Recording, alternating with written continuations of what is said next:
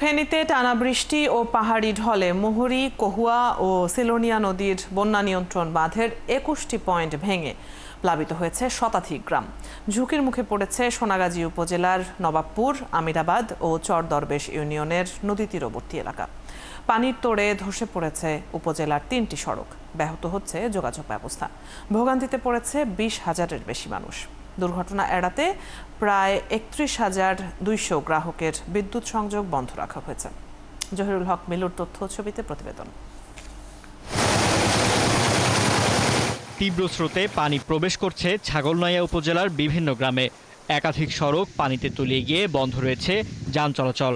নিরাপদ আশ্রয় কেন্দ্রে ছুটছে মানুষ। অনেক পরিবার উঁচু রাস্তা ও স্কুল ঘরে আশ্রয় নিয়েছে। এই যে বন্যা ঘরে থাকতে পারতেছি না, বন্যার কারণে সাঁতার গাড়ি বাড়ি থেকে এই যে স্কুলের ফিল্ডে হাসুরি আসতেছে।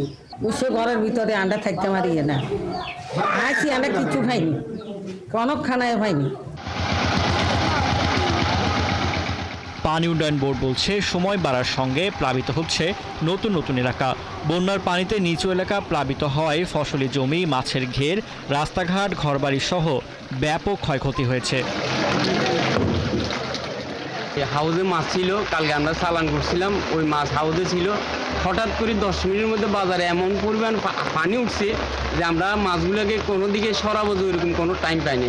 এই যেহেতু 2 বছর বেশি ভয়াবহ, তেমন বেশি আসি না, অল্প আসি। সব সময় একটুখানি এখানে বৃষ্টি হলে আমরা জলসায় পরিণত হয়। মুড়ি নদীটা খরম করলে আমাদের মনে হয় আমাদের এটা সমস্যার সমাধান হবে না। এছাড়া কিছু এলাকায় বৈদ্যুতিক খুঁটি, মিটার ও ট্রান্সফরমার পানিতে তলিয়ে যাওয়ায় দুর্ঘটনা এড়াতে প্রায় ৩১,২০০ গ্রাহকের বিদ্যুৎ সংযোগ বন্ধ রেখেছে পল্লী বিদ্যুৎ কর্তৃপক্ষ। বিভিন্ন এলাকায় মোবাইল নেটওয়ার্ক বন্ধ থাকায় যোগাযোগ বিচ্ছিন্ন হয়ে পড়েছে বানভাসী মানুষ। রাত্রে থেকে শুকনো খাবার সরবরাহ করা হচ্ছে, আর এদিকে রান্না করে তাদেরকে খাবারের ব্যবস্থা করা হচ্ছে। আর পানি বিশুদ্ধকরণের জন্য শুকনো খাবারের সাথে পানি বিশুদ্ধকরণ ট্যাবলেট দেওয়া হচ্ছে। প্রশাসন সবসময় ওনাদের সাথে আছেন। ফুলগাজী এবং পরশুরাম উপজেলার অধিকাংশ এলাকায় প্লাবিত হয়েছে, বন্যায় ক্ষতিগ্রস্ত হয়ে আশ্রয় কেন্দ্রে অবস্থান নিয়েছে। তাদের জন্য আমরা কিছু খাবার নিয়ে এসেছি, তৈরি খাবার। পরশুরাম, ফুলগাজী, ছাগলনাইয়া ও ফেনী সদর উপজেলায় মোট ১৫১টি আশ্রয় কেন্দ্রে ৭,০০০ মানুষ অবস্থান নিয়েছে। পরশুরাম ও ফুলগাজী উপজেলা প্রশাসনের সঙ্গে সমন্বয় করে ৯০ জন স্বেচ্ছাসেবক মাঠে কাজ করছে। ফারদিন নীরব, ৭১।